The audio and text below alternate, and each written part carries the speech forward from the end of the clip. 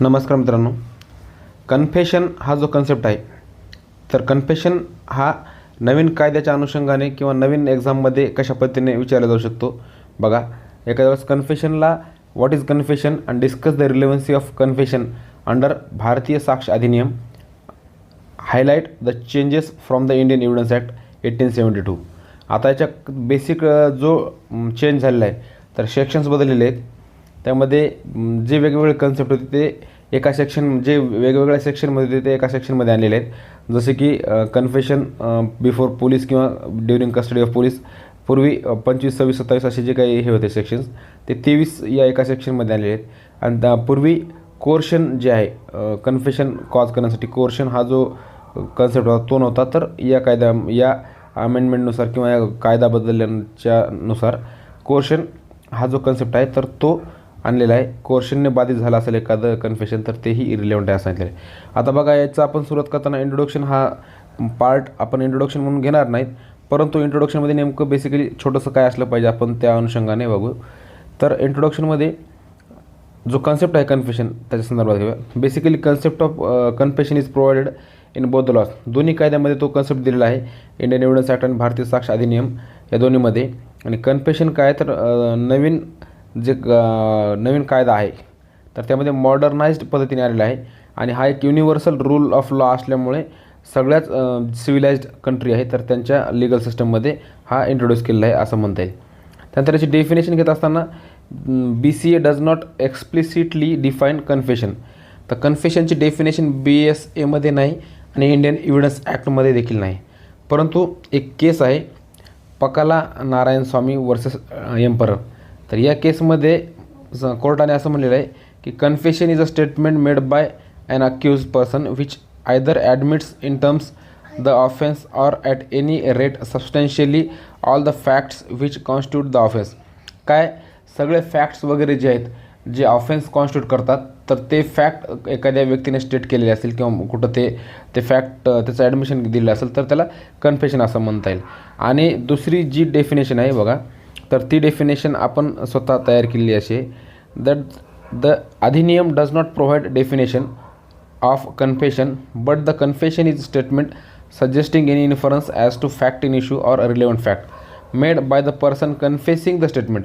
आता ही ॲडमिशनचीच पूर्ण डेफिनेशन आहे, फक्त याच्यामध्ये आपण असं म्हणलेलं आहे की जो पर्सन कन्फेसिंग करत आहे जे स्टेटमेंट, तर त्याने दिलेलं जे स्टेटमेंट आहे एखाद्या फॅक्ट इन इश्यूच्या संदर्भात किंवा रिलेव्हंट फॅक्टच्या संदर्भात, तर ते कन्फेशन म्हणून कन्सिडर करण्यात येईल.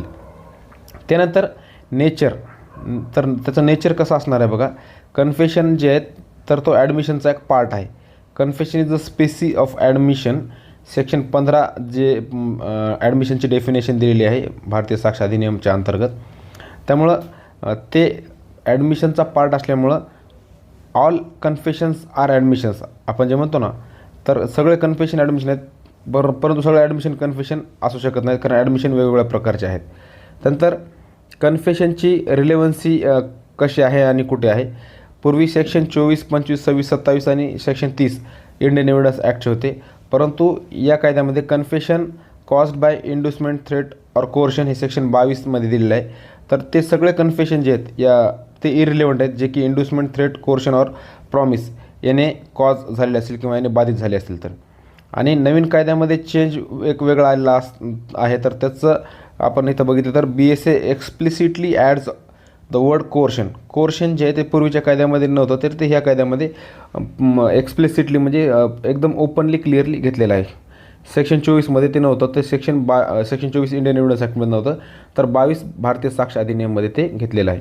त्यानंतर confession to police in custody section 23मध्ये जे आहे ते पोलिसांना ड्युरिंग कस्टडी जे कन्फेशन केलेलं आहे ते 23 हे सेक्शन 25, 26, 27चं एकच व्हर्जन आहे. यामध्ये 23(1) सांगितलेलं आहे कन्फेशन टू पोलीस ऑफिसर ते shall be proved against no confession. कुठल्याच प्रकारचं कन्फेशन प्रूव्ह करता येणार नाही जे की पोलिसांना दिलेलं आहे. त्यानंतर 23(2) जे आहे तर no confession made while in police custody. Police कस्टडीमध्ये असताना जे कन्फेशन दिलं आहे तर तेही प्रूव्ह करता येणार नाही. ते प्रूव्ह जर करायचं असेल तर ते इमिडिएटली मॅजिस्ट्रेटच्या JMFच्या समोर प्रेझेंट करावं लागेल आणि त्याच्यानंतर त्याला प्रूव्ह करता येईल. त्यानंतर डिस्कवरी जी आहे ती प्रोव्हाइज होतील आहे. सेक्शन 27 होतं डिस्कवरीचं. जो फॅक्ट डिस्कवर झालेला आहे तर तो फॅक्टच फक्त प्रूव्ह करता येईल, बाकीची कुठलीही इन्फॉर्मेशन प्रूव्ह करता येणार नाही की ज्या इन्फॉर्मेशनच्या आधारे तो फॅक्ट रिकवर झालेला आहे. मग तो जरी कन्फेशन म्हणून अमाऊंट होत असेल, कन्फेशन म्हणून जरी तो एखाद्या वेळेस समोर येत असेल तरी त्याला रिलेवंट असं पकडता येईल, रिलेवन्सी त्याची ग्राह्य धरण्यात येईल. त्यानंतर कन्फेशन बाय को अक्युज्ड.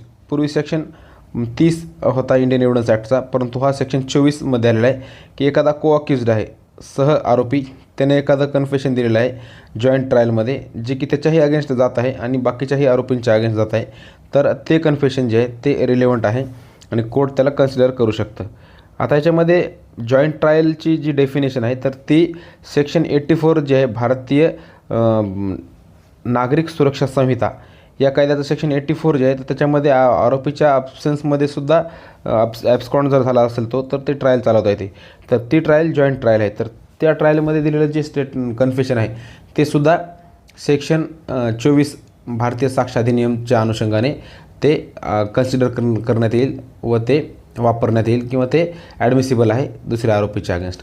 अशा पद्धतीने आपल्याला हा जो पूर्ण कन्फेशनच्या वरचा जो कन्सेप्ट आहे तो आपल्याला समजून घेता येईल. आणि त्याच्यामध्ये कन्क्लुजनमध्ये आपल्याला कन्फेशन जो आहे तो BSAमध्ये कसा वेगळा होता आणि इंडियन एव्हिडन्स ॲक्टमध्ये कसा होता, यामध्ये कोअर्शन हा जो कन्सेप्ट आहे तो ॲडिशनल ॲड झालेला आहे आणि त्याचं मॉडर्नायझेशन केलेलं आहे कन्फेशनचं. परंतु कन्फेशनचं मॉडर्नाइज करत असताना आरोपीला त्यामध्ये खूप साऱ्या पद्धतीचं प्रोटेक्शन देत असतानाच काही फॅक्ट्स जे आहेत जे 27 आणि 23चा प्रोव्हाइज आहे तर ते पूर्वीसारखे शाबूत ठेवलेले असल्यामुळे कन्फेशन हा ब्रॉडर कन्सेप्ट एक वेगळ्या पद्धतीने भारतीय साक्ष अधिनियमामध्ये डिस्कस करण्यात आलेला आहे.